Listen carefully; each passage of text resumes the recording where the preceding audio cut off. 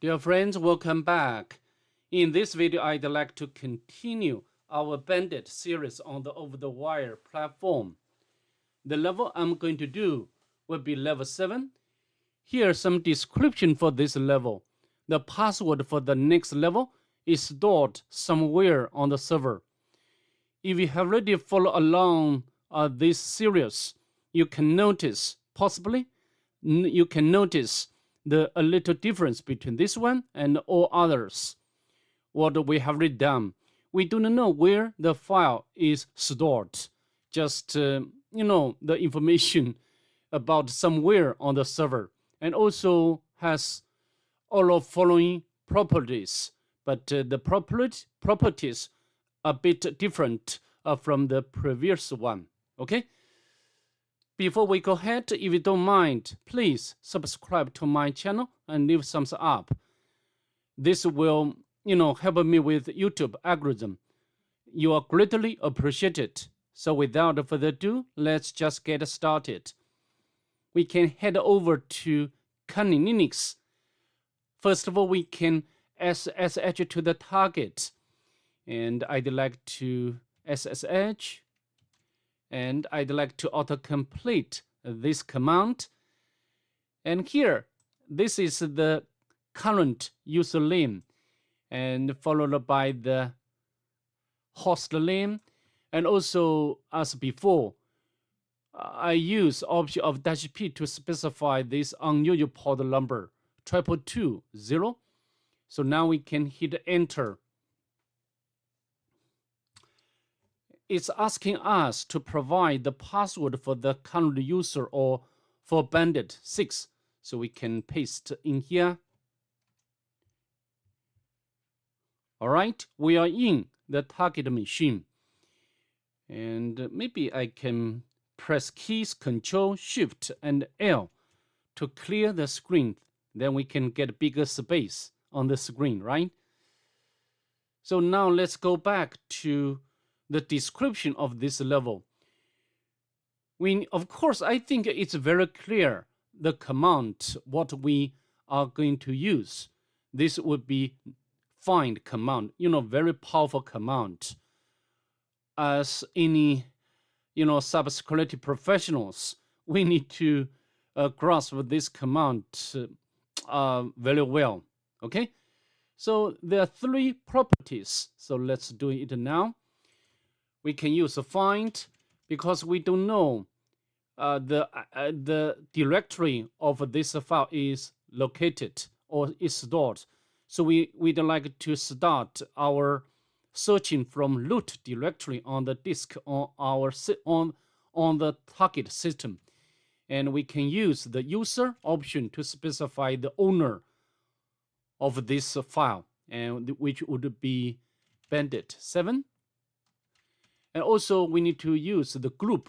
Of course, I think we can use tap a key on the keyboard to autocomplete this option, and which is group would be Bandit 6.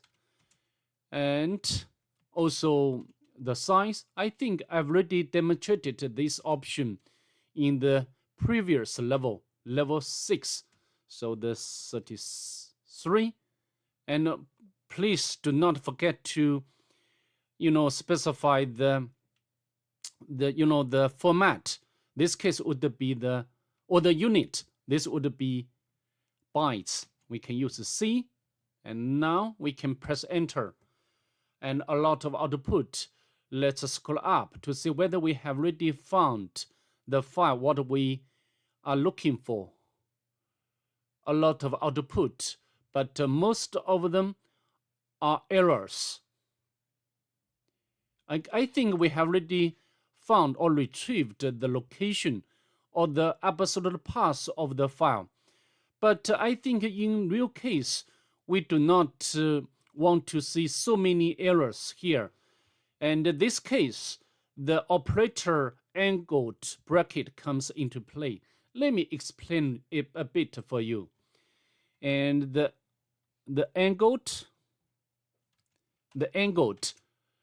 bracket can redirect output to file or device. So redirect, direct output.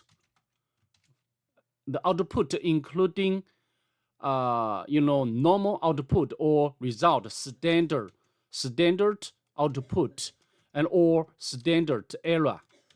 Okay, and we can redirect output to file or device. Okay, and this will be different scenarios. We can direct the standard output to file or device okay, and also we can use 2 followed by the angled bracket to output, redirect, not output, redirect standard error to standard error, and this would be standard output, and to file or device. If you want to redirect both to file or device, we can use AND symbol, and both standard out and standard error to file or device. Okay, and so I think I've already explained the operator of angled bracket, but in this case we do not want to redirect error to any file. We just we can slow it off or put them into trash. Okay, so how to do? Maybe we can use up arrow to retrieve the previous command, and we can use the 2 followed by the angled bracket to device now. This device is a special device or now device. We I mentioned, we just want to throw errors off, okay, or push the errors into trash box. Okay, so now we can press enter, and this time we the errors are thrown successfully. Okay, so now we can use since we have already got the absolute path, the file what we want, so we can use cat or some other commands to retrieve.